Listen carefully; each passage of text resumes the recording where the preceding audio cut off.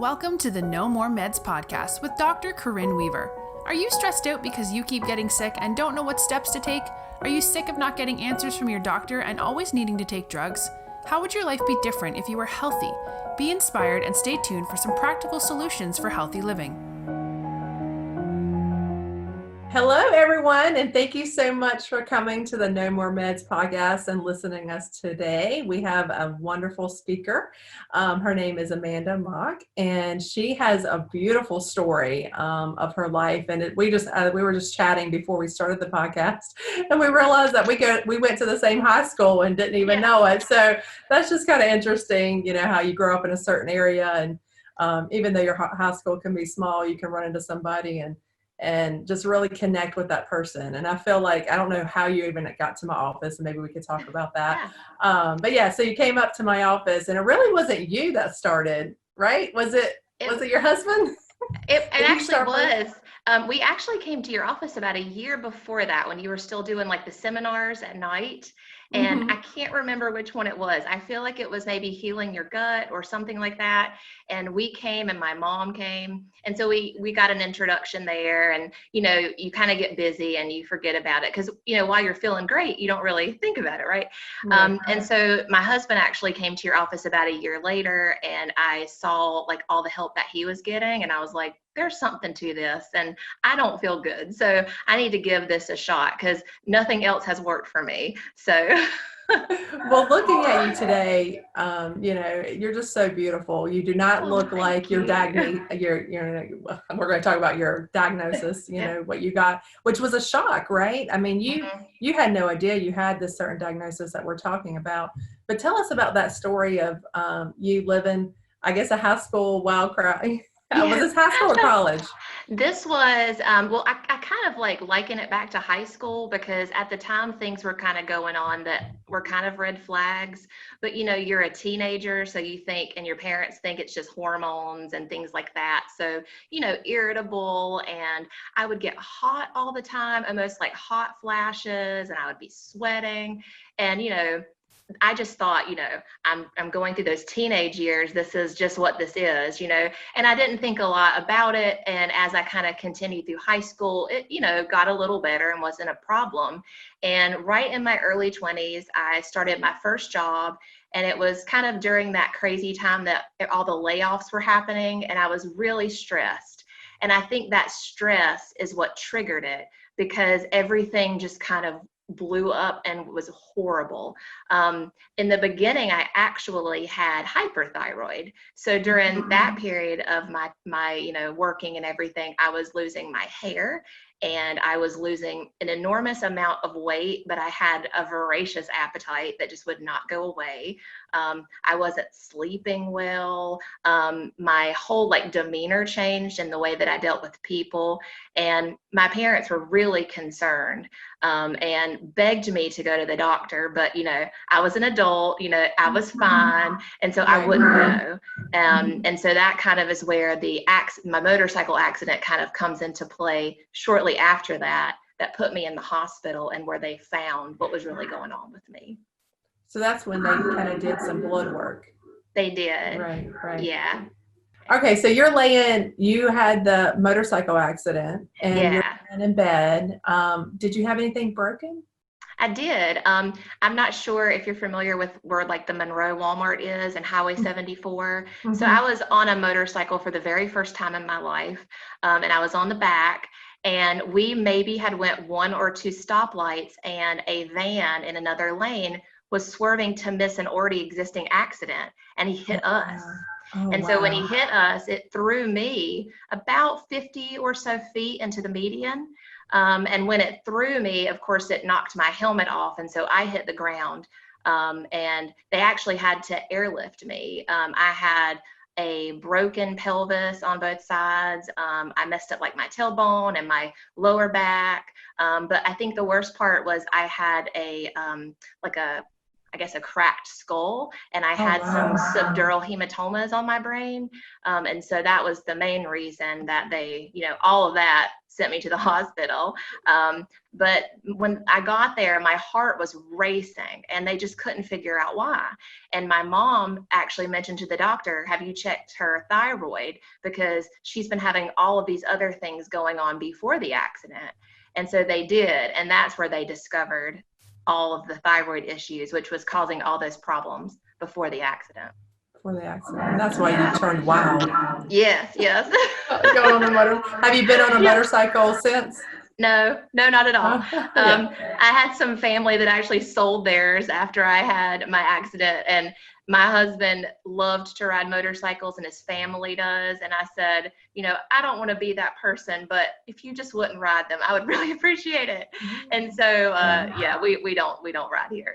Yeah, I totally understand that. I mean, praise God that you're still Yeah. alive. You have a purpose. That's why you're still here.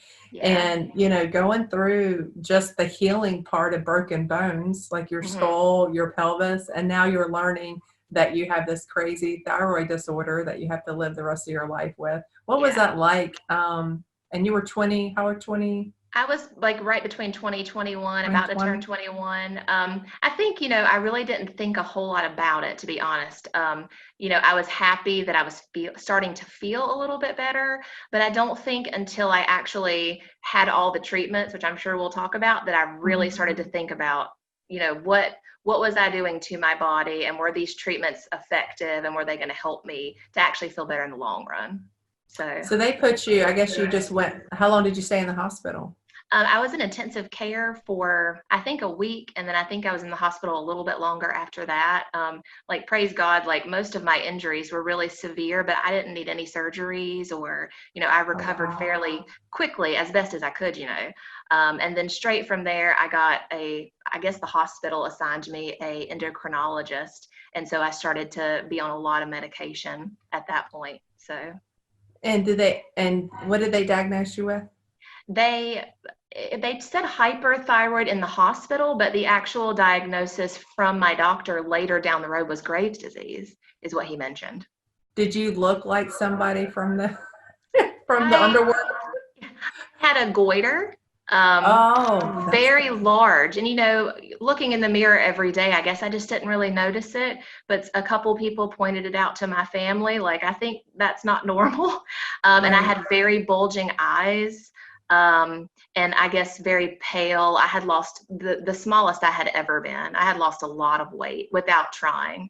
And so my mom honestly thought I had a brain tumor because I just did not look or act like myself.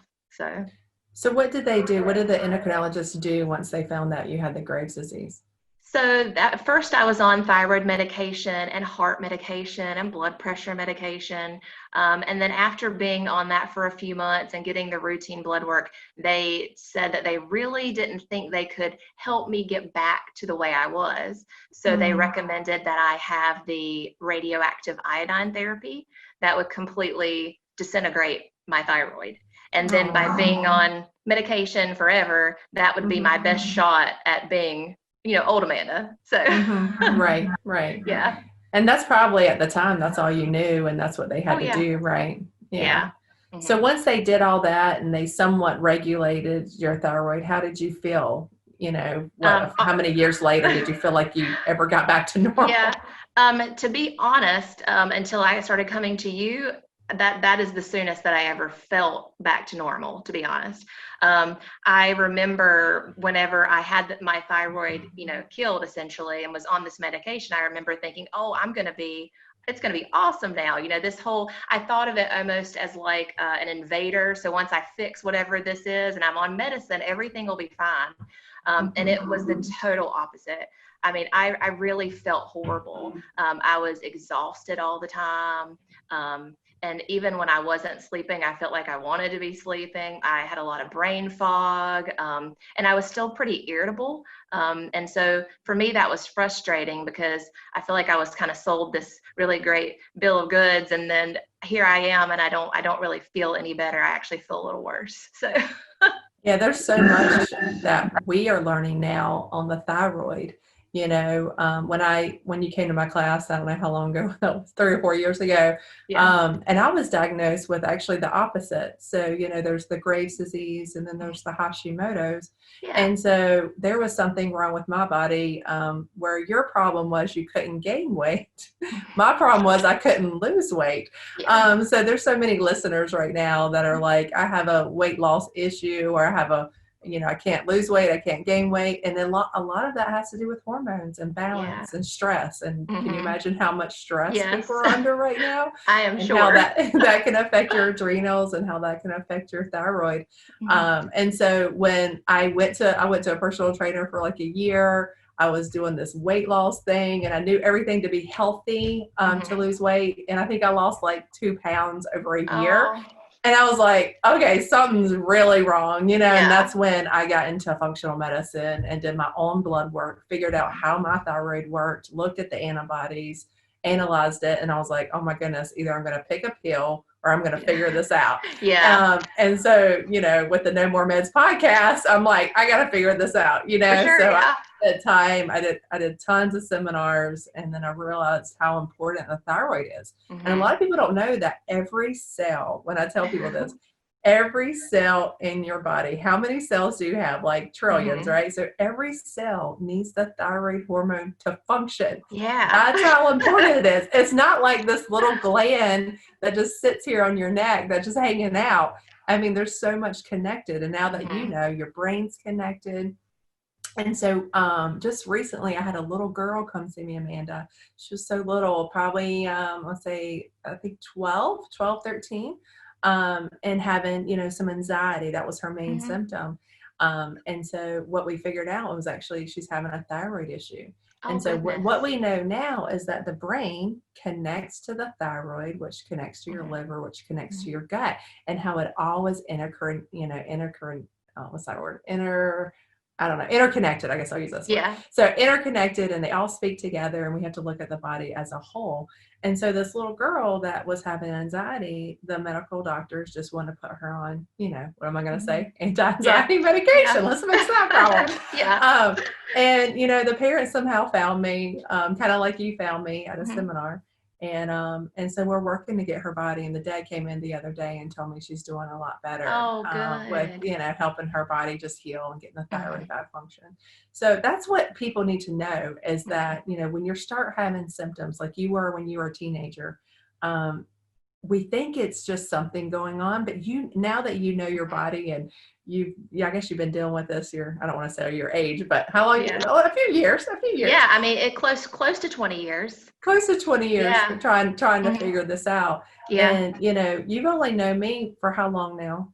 I believe I've been a patient close to 2 years now. Close to 2 years. So almost, 18 something years you had to kind of deal with trying to figure it out yourself. And it's hard to figure it out yourself. And I know there's a lot of things you can read online. There's some great books right now, but every person is individualized, right? Yes. And so I can't be like, well, you had Graves, so let's do this miracle formula. It's really based on what your body needs. So it was really neat that, your husband came in, and he had a unique situation, of course, too.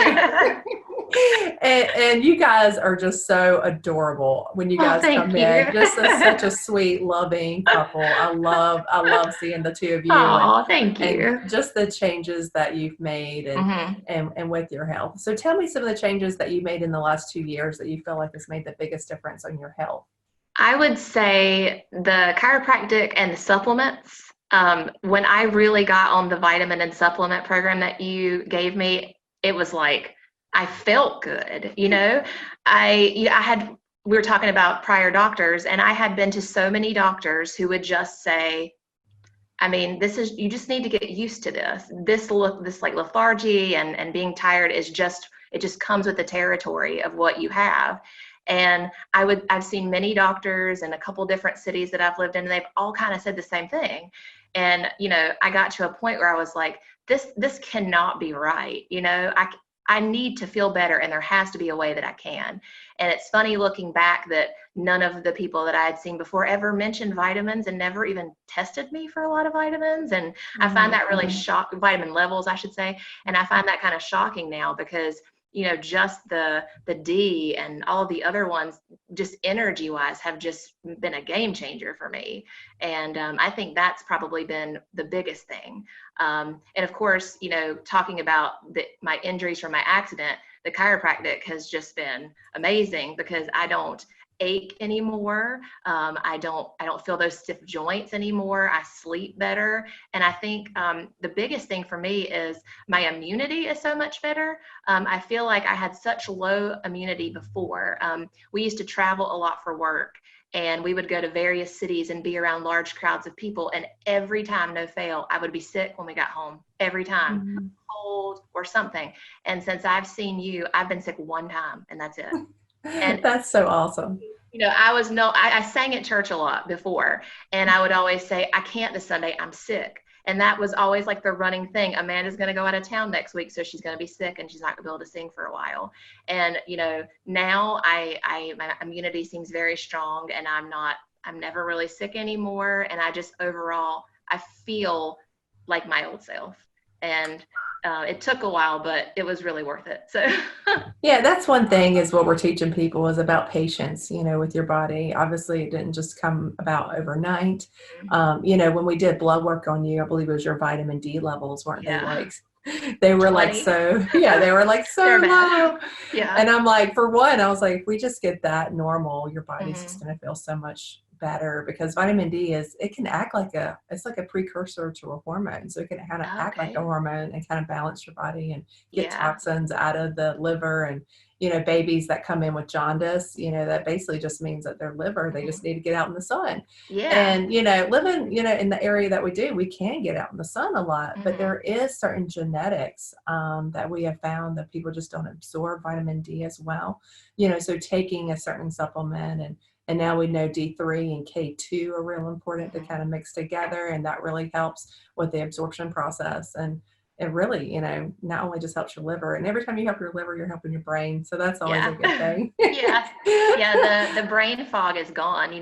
I think we all have that like mid-afternoon crash. And I used to have it like hard, like 2 or 3 o'clock, I wanted to take a nap, and I don't feel like that anymore. And I don't even think about feeling like that anymore. I used to think, oh, afternoon's coming, I'm going to get that feeling. And now I don't even really remember what that was like because it's gone. And that's been really nice. So Oh, it's so good to hear. I mean, this is the whole reason why I love each day. I'm like, oh, I'm excited to come into the office just so I can help people like you. And that's my mission, is to continue to Yeah. help patients. A lot of people ask me like, well, what do you help with? And I don't know what my main focus is. I'm trying to figure out that because I've helped kids and, younger and adults and all over the place. And I'm like, well, my main mission is if they're on a lot of medication, let's just get their body functioning Mhm. better so their bodies can heal. And I believe every person that comes to my office is somehow God sent, so Yeah, they I come believe in, that. they come in different ways. And so when they come to see me, it's never the first step. They've Yeah. already, like you did, Amanda, you saw how many doctors, tons Yeah. and these are great doctors that you saw. I mean, Yeah. specialists, endocrinologists, they know their stuff, but Mhm. they are very focused on just kind of one thing, and they don't really connect the whole entire picture. And a lot of Yes. times we don't have enough time as professional doctors to sit down and like look at blood work, Yeah. analyze it. And that's one thing I really want to incorporate in my office is when we do sit down for a consultation, that I'm listening and Mhm. trying to hear everything about what you're telling me, so we can kind of put everything together and not rush the visits. And that's what's hard, is because they are based by insurance, and you have Yeah. like 5 minutes to figure it Yeah. out. But with your brain being open and stuff, I know you didn't want to mention probably your job, but I think you and they have like the coolest job. Do you want to mention a little bit about what you do and Yeah. your Legos? Yeah. It's kind of like a crazy thing that really fell in our lap, honestly. We had moved to Nashville a couple years after we got married because I was going to be a country singer. That was what I've always wanted Oh, to do. And good. we moved there and we lived there for about 3 years so I could pursue that. But Nashville has this wonderful like flea market, thrift store kind of community. And so we started to go around and find things to sell on eBay. It was like our fun Saturday thing. And so anyway, Nate's mom called us after we had been there for a little while and said, I found all your old Legos in the shed. Do you want them? And so our first thought was, well, I guess we can just put them on eBay. And so we did, and they sold for like hundreds of dollars, and we just couldn't believe it. And so we thought, okay, we'll just add that to what we're looking for when we're out. And before you know it, we had accumulated thousands of Legos and figures and all that. And it just turned into a full-time business for us. And we've both been self-employed, for me for 10 years, and I believe him for about 8. And he does a lot of custom work and creates things for people. And it's one of those kind of weird jobs that people have never heard of, but we love it, and it keeps us busy. So that's I know, I love it. And I think last year, or didn't you have a big expo, like a Lego expo? Yeah, we did. We put a big show on in Asheville. It was a lot of work, but it was fun. We enjoyed it. I know, you guys are like 2 little kids, you know, like doing all the Lego stuff and having fun, and just to see the enlightenment on your face. I know that you love what you do, and I know that you're feeling better. And I just appreciate so much your time today, sharing your story. Is there anything else you think the listeners should know about thyroid, or anything else that you think they should start doing? Because I know you didn't mention really diet. Have you made any changes with your diet besides the supplements and chiropractic? I have. I saw one doctor before you that was more of a, they get to the root of the problem. They don't just medicate and fix the surface. And they recommended that I do gluten-free. And so I had been trying that a little bit before I met you, but after I met you, I kind of went like cold turkey and tried to do it the best I could of gluten-free and dairy-free, because I do have a slight milk allergy. And I think there's so much brain and gut connection that's really been beneficial for me, because of all of the years being on thyroid medication, I kind of went a little hypo. So I was having a difficult time losing weight or keeping it off. And so those diet changes have really helped to help me to keep weight off and to lose weight. So I know it's crazy how the thyroid can jump back and forth, where you like, you can't gain weight, and then all of a sudden years later now I can't lose weight. It's like, come on, stay balanced.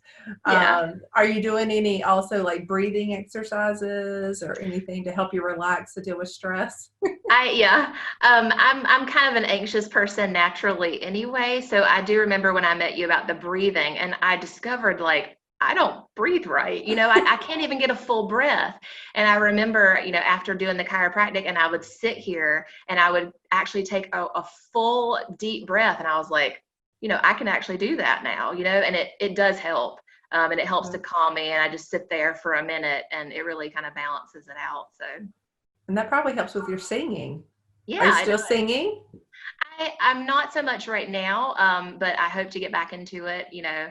Church is where I started to sing, so that's where home is for me for music. Right. So we do go to a church now. I'm just not singing there yet. So you got to wiggle, weasel your well in there. So that'd be awesome to hear you. I've never heard you sing before, so I'll have to listen to something that you've done before. Have you put anything on YouTube? I think Nate actually videoed me on Facebook. I'll send it to you. Okay, yeah, send it to me. That's awesome. I didn't believe 3 years that you tried that, but that was so hard to be in that industry. I sang my whole life, and in high school we'd travel around to little fairs and things like that, and I just decided to make the move. And it's a very hard thing to break into, but just the experience of going, and for us being somewhere new, and it brought us closer together because we only had each other, and so it was a good experience for us. I really am happy that we went. So yeah, and God led you in a little pathway, and now you're doing what you're doing, and we all like to take those steps. And good for you for taking that step of faith, because that's hard. That's hard to do, even though you're not a famous singer right now. But hey, you took that step, and then it led you to something else, and that's what we have to do, is continue to take those steps. So I'm so glad no regrets. I'm so glad that your health is back on track, and just to see your beautiful smile, and just to know how much, because I do remember like looking back where our first visit was, you were you do suffer with a little bit of that anxiety, and it was almost like you're kind of closed off, and not that you mean to do that, but now you just seem so, and when you agreed to do this podcast, I was like, wow, she is really changing.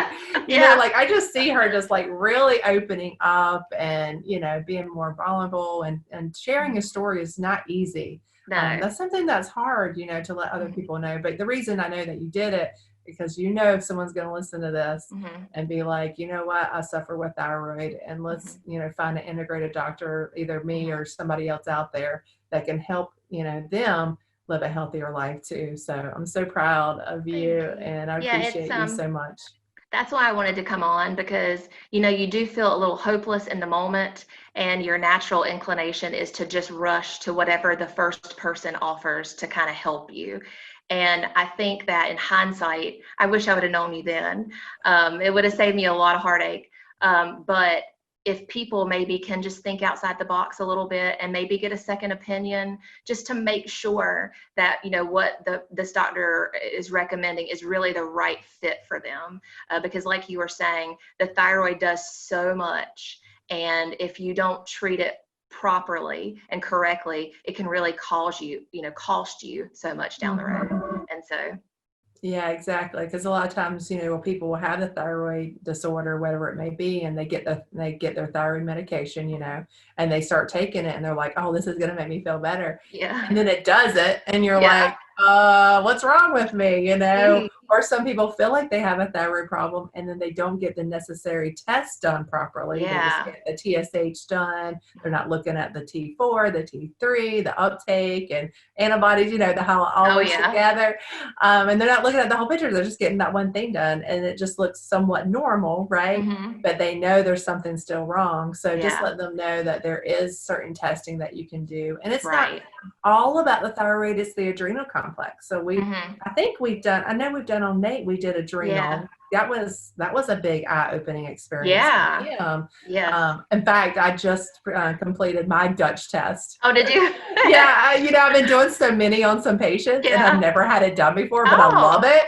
And I'm like, well, let's just do it on me and see what's going on. And so I might share my experience of just my Dutch test and the adrenal test, but it is a powerful test, and it is right on every time. So just to see, you know, his and the changes that he's experienced, you know, with the Dutch test. So men can have hormone problems too, right? Oh, for sure. You know, and, you know, men, you know, might not want to go and do all of this. You know, I can certainly understand it. And he was definitely in that boat when I brought him to you. But, you know, if you ask him now, it's all worth it, you know. And like you said, just it takes time to feel better. You just have to stick with it. So. And now before COVID and everything, but when he was telling me he was going to play basketball in the morning, I was like, what? That's awesome. That's awesome. I'm proud of him. I'm proud of him. All right, Amanda, I'll let you go. I appreciate your time today and sharing your story. Have a good rest of the day. Thank you too. All right, bye. Bye.